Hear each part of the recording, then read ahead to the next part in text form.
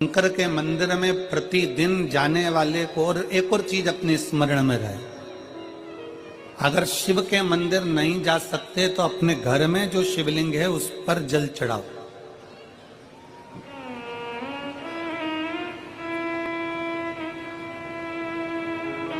और यदि आप अपने शंकर के घर में शिवलिंग पर भी जल नहीं चढ़ा पा रहे हो तो किसी बेलपत्री का वृक्ष हो, उस वृक्ष के नीचे भी जल चढ़ाओ। और कभी मौका मिल जाए, कभी भगवान शंकर की बड़ी करुणा हो जाए, भगवान शंकर की बड़ी उदारता हो जाए, भगवान शंकर की बड़ी कृपा हो जाए, बड़ी कृपा हो जाए, भगवान शंकर जिस दिन तुम्हारे ऊपर बड़ी कृपा कर दे, किसी सोमवार को 3 नियम बना लो। जिस दिन मेरा भोले बाबा तुम पर कृपा कर दे उस दिन सोमवार का एक नियम बना कि महीने का एक सोमवार मुझे ऐसा करना है, 3 नियम धारण करना है महीने के सोमवार को। पहला, सुबेरे जाकर शंकर भगवान को 1 लोटा जल चढ़ाना है। दूसरा, दोपहर के समय पर जाकर मुझे बेलपत्री के वृक्ष के नीचे एक चावल का दाना रखकर बेलपत्री की 7, 11, 21, 108, 51 जितनी परिक्रमा आप लगा सकते हो वो लगाना है। और तीसरा, बेलपत्री के वृक्ष के नीचे और शंकर के मंदिर के दरवाजे पर मुझे एक घी का दीपक लगाना है। बस ये 3 नियम जिसने महीने में एक बार ले लिया, समझ लो उसको पीछे हटने की जरूरत ही नहीं, वो आगे ही बढ़े।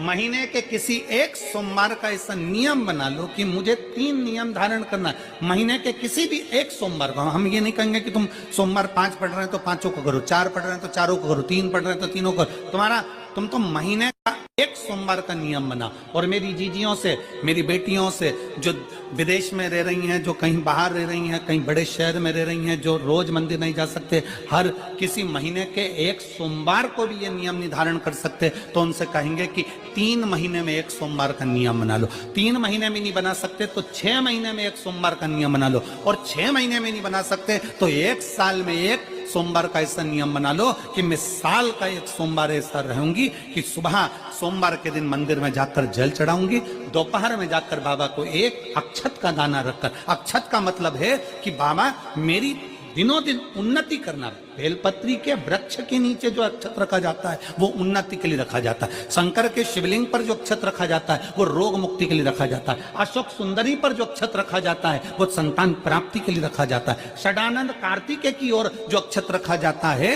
वो हमारे बच्चों की सुख समृद्धि के लिए रखा जाता है। विनायक की ओर, गणेश जी की ओर जो अक्षत रखा जाता है वो हमारे घर में कोई मंगल कार्य आ जाए उसके लिए रखा जाता है। और जो पीठिका होती है जिसपे शिवलिंग रखा होता है, पार्वती जी का हस्तकमल, उस पर अक्षत रखा जाता है तो नारी के अखंड सौभाग्य के लिए रखा जाता है। अक्षत रखने का भी तरीका है।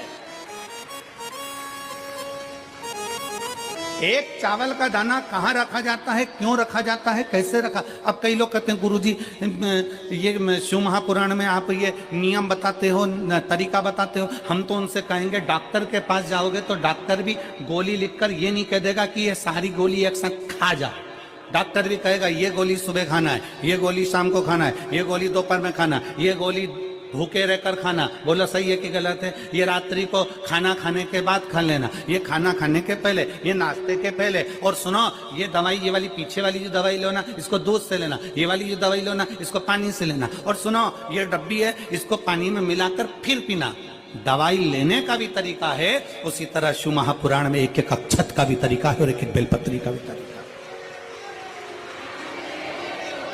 अब मान लो कई लोग कहते हैं गुरुजी आप ये तरीका बताते हो शिव पुराण के माध्यम से, कई लोगों के मन में संशय जागता है, तो अगर हम एक साथ चावल चढ़ा दे तो उसका क्या तरीका है? तो हमारा निवेदन है डॉक्टर जो दवाई ले एक ही बार में निपटा जाए, एक ही बार में खा ले। दवाई एक बार में पूरी खा गए असर नहीं करेगी, इसमें डॉक्टर का कोई दोष नहीं है। उसने तो बताया था ऐसे लेना, ऐसे लेना। और तुमने मैं डॉक्टर साहब ने पूछा दवाई पूरी ली, शाम की दवाई भूल गई थी, सवेरे की दवाई भूल गई थी, ये दवाई भूल गई थी। डॉक्टर कहेगा हमने तो नियम बताया था, तुमने नहीं खाई तो असर कहां से करेगी?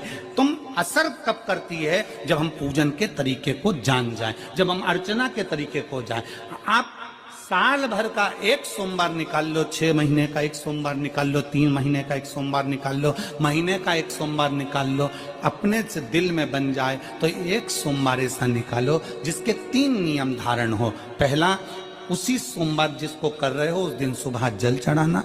दूसरे, दोपहर के समय पर जाकर बेलपत्री के वृक्ष के नीचे एक चावल का दाना रखना और परिक्रमा बेलपत्र की जितनी तुमसे बन जाए, जितनी तुम्हारे शरीर की कैपेसिटी हो, जितना तुम्हारा शरीर चलते बन जाए। हम तो ये भी नहीं कहते कि तुम भूखे रहकर भगवान का भजन करो, हम कभी नहीं कहते। हम तो यहां तक कहते हैं, हमारे पुष्टि मार्ग में यहां तक कहा गया कि वल्लभ कुल की एकादशी करो, भले बकरी जैसे चरो पर एकादशी करो।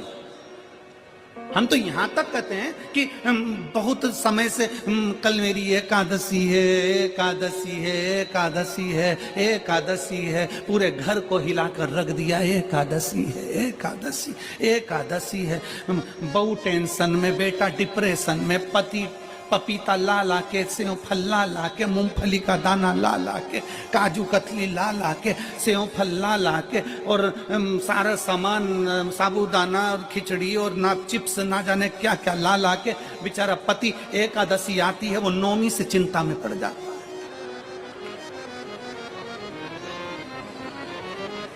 हम तो ये भी नहीं कहते कि तुम व्रत बहुत भारी करो, तुम व्रत उपास भी बहुत बहुत टेंशन वाला करो, ना ना ना।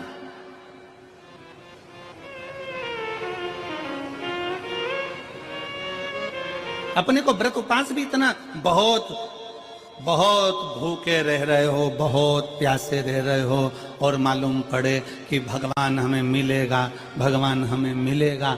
भगवान कहता है कि देख भाई, मैं भी भूखा नहीं रहता, तू भी भूखा मत रहे, मैं भी चकाचक रहता हूँ, तू भी चकाचक रहे, मैं भी अपने। और भगवान शंकर तो ये भी कहते हैं कि अपना परिवार भी मत छोड़ो, मेरे पास में पार्वती भी, एक ही देवता है जो विद फैमिली मंदिर में बैठता है। शंकर जी हैं तो पार्वती जी है, तो गणेश जी हैं, तो कार्तिकेय जी हैं, तो नंदी है, सब मंदिर के अंदर चाहिए। शंकर भगवान अपने पूरे परिवार के साथ। शंकर जी तो ये कहते हैं अकेले तुम क्यों रहते हो,